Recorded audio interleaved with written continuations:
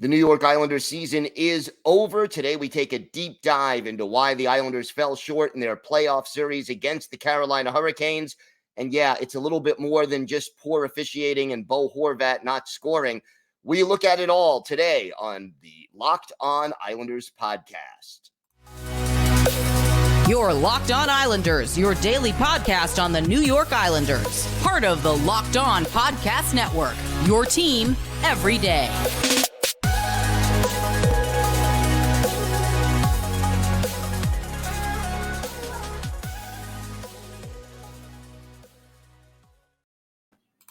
And welcome, everybody, to the Monday edition of the Locked On Islanders podcast, part of the Locked On Podcast Network, your team every day. Want to thank everybody for making Locked On Islanders your first listen every day. We are free and available on all podcasts. Don't forget to subscribe on YouTube or on your podcatcher of choice to get new episodes as soon as they drop.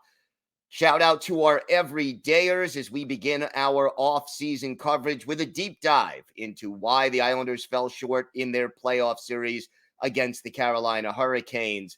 Lots to discuss, but first, if there's something Islanders related on your mind, if you have a question, maybe a comment, a topic, maybe you'd like us to bring up on a future episode, feel free to send us an email. The email address, lockedonislanders@gmail.com. And if you leave your first name and where you're from, we're happy to mention you on the show when we discuss whatever it is that's on your mind. You could also follow the show on Twitter at Locked On Isles, and you could follow me, Gil Martin, on Twitter at Ice Wars, NYR, VSNYI. We'll keep you up to date on all the latest Islanders news, notes, and happenings throughout the offseason, from firings and hirings, trade rumors, free agency, and the NHL draft. So make sure you join us for that throughout this offseason. All right.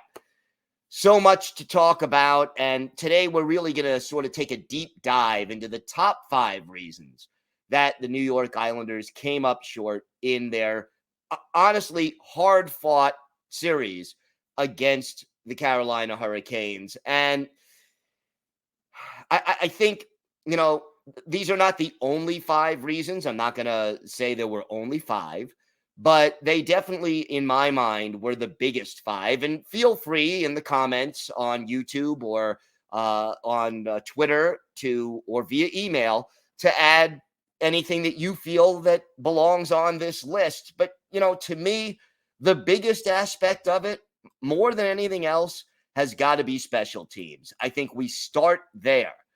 And in the series, the Islanders were 1 for 18 on the power play, and they gave up 1 shorthanded goal. That means that they just could not get the power play going. And I know Lane Lambert tried. He had a secret, behind closed doors practice of the power play over the course of the series. I think it was before Game 5 or Game 6. He tried to change things up, but let's face it, the power play has been an issue all season long. Now, Carolina's power play in the series, 5 for 25, and the Islanders did also score a shorthanded goal. But in a 6-game series, when the other team has 4 more power play goals than your team did, that's, not going to get the job done. And when you think about it, on average, that's 1 goal a game in the 4 games the Islanders lost. And when you have 2 low-scoring teams like the Carolina Hurricanes and the New York Islanders, 1 goal a game is a huge, huge factor. And then you add into it momentum. And I have mentioned this, everydayers know I've mentioned this on the show before, but it's not just that the Islanders power play didn't score, because, that's bad, especially in the playoffs where special teams becomes an even bigger factor. But it's that they were so bad that on numerous occasions, the shorthanded Carolina Hurricanes had better scoring chances than the Islanders did on any given power play. and B, whatever momentum the Islanders had 5-on-5.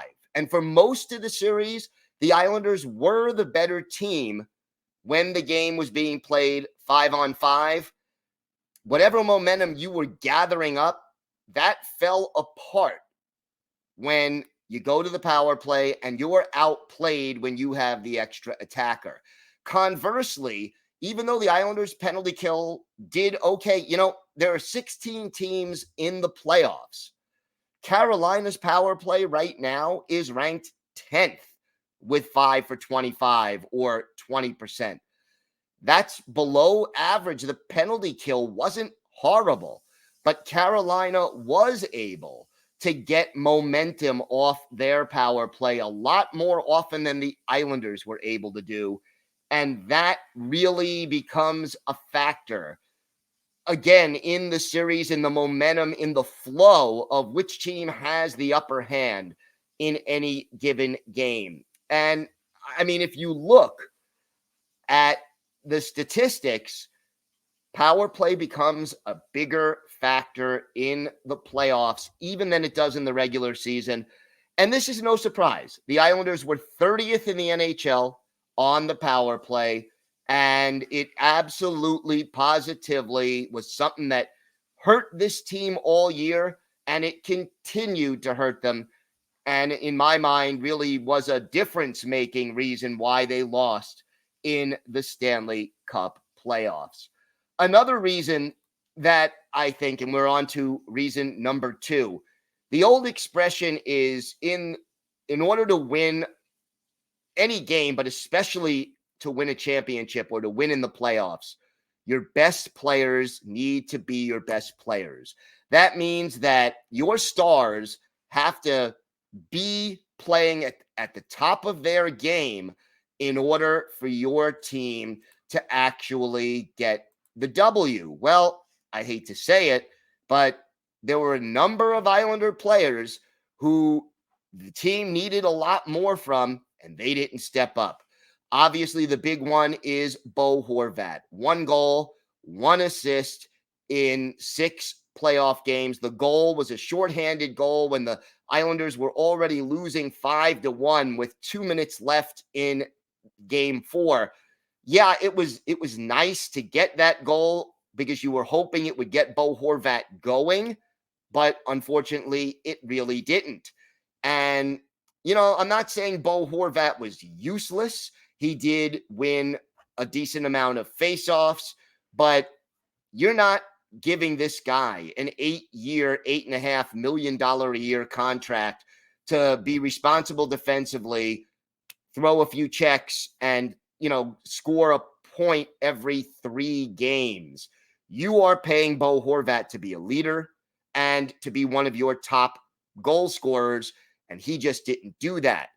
Add into the mix Anders Lee, who had 1 goal in 6 games, and that was his only point of the series. Again, you need your best players to step up and be your best players in order to win in the playoffs. And, those are only the 2 most flagrant examples. But overall, the Islanders did not get the production they needed from too many of those guys who are supposed to be the team's best players. And in the playoffs, that spells trouble. And look, at the end of the day, the New York Islanders were the underdogs in this series. They finished 20 points behind the Carolina Hurricanes in the standings for a reason. And in order to pull off the upset, you need your best players to step to the fore. And too many of them in this series were effectively shut down by the Carolina Hurricanes and just did not get the job done for the New York Islanders. All right, we've got a lot more to get to on today's show. We will talk about reasons 3 and 4 in our next segment as to why the Islanders did not end up winning this series. We've got that and a whole lot more still to come on today's Locked On Islanders podcast. Today's episode is brought to you by Athletic Greens. It's a product I literally use every day, AG1. Maybe you're like me, you want to be healthy and eat well, but it's always easier said than done. Well, that's no longer the case with AG1. With one delicious scoop of AG1 in a glass of water each day, you're absorbing 75 high-quality vitamins, minerals, whole food source superfoods, probiotics, and adaptogens to help you start your day right. And this special blend of ingredients supports your gut health, your nervous system, your immune system, energy, recovery, focus, and aging. All these things. And look, it costs less than $3 a day. You're investing in your health, and it's a lot cheaper than your cold brew habit. Right now, it's time to reclaim your health and arm your immune system with convenient daily nutrition. And to make it easy, Athletic Greens is going to give you a free 1-year supply of immune-supporting vitamin D and 5 free travel packs with your first purchase. All you have to do is visit athleticgreens.com/NHL Network. Again, that's athleticgreens.com/NHL Network to take ownership over your health and pick up the ultimate daily nutritional insurance. So, moving on, the Islanders' next reason why they came up short. And again, there's a lot of overlap between these reasons. I mean, clearly, the fact that your power play wasn't going, and because your best players tend to play on your power play, it also is more likely that your best players were not producing. So again, there is overlap between some of these reasons. But to me, the third big reason, the Islanders really only had one offensive line that was consistently producing points. Who led the Islanders forwards in scoring? Brock Nelson and Kyle Palmieri, who both had 2 goals and 5 points in 6 games. The other person on that line was Pierre Engvall, who had 2 points in 6 games, 1 goal and 1 assist. But Engvall was important to the process as far as his speed was concerned. And all 3 members of this line were +4 in the series.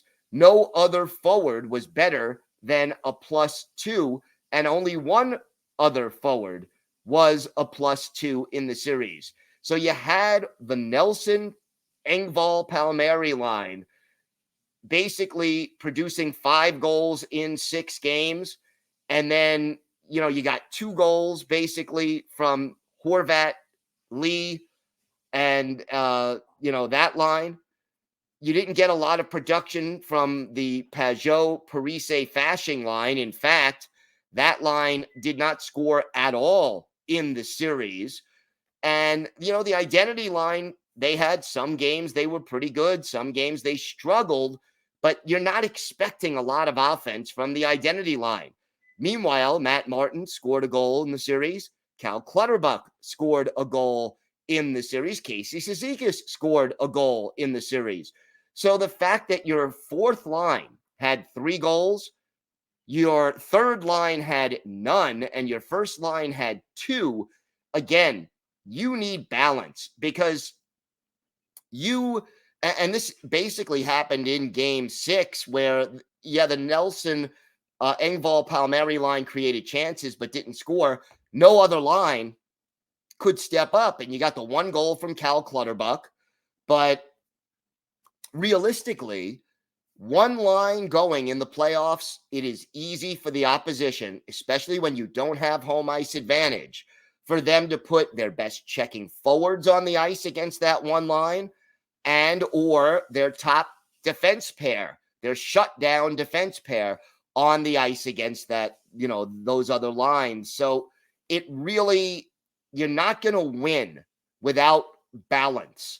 And realistically speaking, the Islanders did not have enough balance offensively in order to get the job done in this series. And it really was a big problem for this team. Reason number 4. And to me, I'm actually going to give 6 reasons, but reason number 4, consistent failure to cleanly clear the puck out of the defensive zone and transition to offense. The Islanders struggled with this, especially in the games they lost, or even at times in the games they won. Remember the third period in game 6. 13, 14, 15 minutes of that period seemed to be played in the Islanders' defensive zone. And part of it was trouble clearing the puck. I think Sebastian Aho and Aho was one player who was very guilty of having difficulty in that department. And then Noah Dobson was also guilty. Now, they weren't the only two, don't get me wrong. Certainly, Scott Mayfield had his moments, although I think overall he played pretty well. And even the Adam Pelech, Ryan Pollock duo, which is the top defense pair, they struggled clearing the zone at times too. And just overall, even the forwards, there were too many lost 50-50 puck battles in the defensive zone, too many turnovers, too many icings. I mean, how many times did the Islanders ice the puck because they couldn't clear the zone by passing it out, skating it out, or even properly chipping it out of the zone? Overall, that builds on itself. That becomes a bigger problem as a series drags on because, A, when you ice the puck, you can't change up players, so you have tired players on the ice. And then B, you also are starting the next faceoff in the defensive zone. So overall, that failure to clear the puck was definitely a part of the reason why the Islanders lost the series. And it's something this team, I think, was better at in the 2 years that they went to the conference final. Last year, they struggled with it, in part because I think their defense was a little bit too slow. And, I think no disrespect to Andy Green or Zdeno Chara, they were both very solid defensemen. Chara is a future Hall of Famer. Green was a very good player for many, many years. But at that point in their careers, they were a little slow and had a little bit of difficulty skating the puck out and getting the puck out. And it wasn't just them. But again, the last 2 years, this year and last year, clearing the puck out of the defensive zone was a consistent problem for this team. And it did come back and bit them in the course of this series. So again, that's reasons 3 and 4 as to why the Islanders lost the series. And look, I am not going to overlook the fact that the Carolina Hurricanes have an aggressive forecheck, and the style of hockey they play is they clog up the neutral zone and they get on the man with the puck, and that caused a lot of the turnovers. I give full marks to Carolina for making the Islanders struggle at getting the puck out of their zone. But that being said, you have to overcome that in order to win the series, and the Islanders did not get that job done. All right. We have got more to get to. Reasons 5 and 6 as to why the Islanders did not win this series, plus our Islanders birthday of the day. All that still to come on this episode of the Locked On Islanders podcast. So reason 5, which is the one that I wasn't originally going to list, and I'm going to just say it briefly because it doesn't require a lot of analysis. Reason 5, I think, is there were some questionable calls by the officials, especially early in the series. And, if you look at the power play opportunities in this series, Carolina had 25 chances. The Islanders had 18. That's a difference of 7 chances, more than 1 a game over a 6-game series. Now, you could argue the Islanders wouldn't have scored a power play if you gave them 10 more chances, and you might be right about that. But again, it changes the momentum of the series. It changes the flow of the game, and the Islanders giving up 7 more power play chances than they got definitely was a bit of a factor in this series. And some of the particular calls that we talked about, everydayers, about this last week and the week before, some of those questionable calls definitely made a difference in some of those games. But again, there's always going to be questionable calls, and good teams, championship teams, overcome them and find a way to win hockey games, and the Islanders just couldn't do that. But, that was just sort of an extra throw in. To me, the last reason is the biggest reason. I think reasons 1 through 4 are sort of specific things that happened in the series. Reason 5, just kind of related to that. But reason 6, let's face it, the Carolina Hurricanes, even without 3 of their better offensive players, they were quite simply the better team on the ice throughout the majority of the series. And the fact of the matter is, this Islanders team, a team that finished 11 games over NHL 500, while the Hurricanes finished 31 games over NHL 500. There is a simple talent gap on this team. This team is built to win on defense and goaltending, but they were 22nd in the league in goals scored, 30th in the league on the power play. I know the acquisition of Bo Horvat and to a lesser extent Pierre Engvall was supposed to increase offensive productivity, and certainly the loss of Matthew Barzal, who was not 100% over the course of the series, was a factor both in the late season and in the playoffs. But let's get serious here. This Islanders team does not have the offensive talent to outscore a lot of teams. So they need their goalie to be perfect or close to perfect. They need their penalty kill to be perfect or close to perfect. And they need to get enough timely scoring to somehow win 2-1, 3-2, 1-0. They weren't going to get that, or they didn't get enough of that in this series. And that's the reason why I feel that big changes have to come to this roster. You look up and down the forward list. Brock Nelson, 30 and older. Anders Lee, J.G. Pajot, Zach Parise, Kyle Palmieri, Josh Bailey, Martin, Clutterbuck. All these guys are over the age of 30. And so is Casey Cizikas, for that matter. That is the majority of your forwards right now.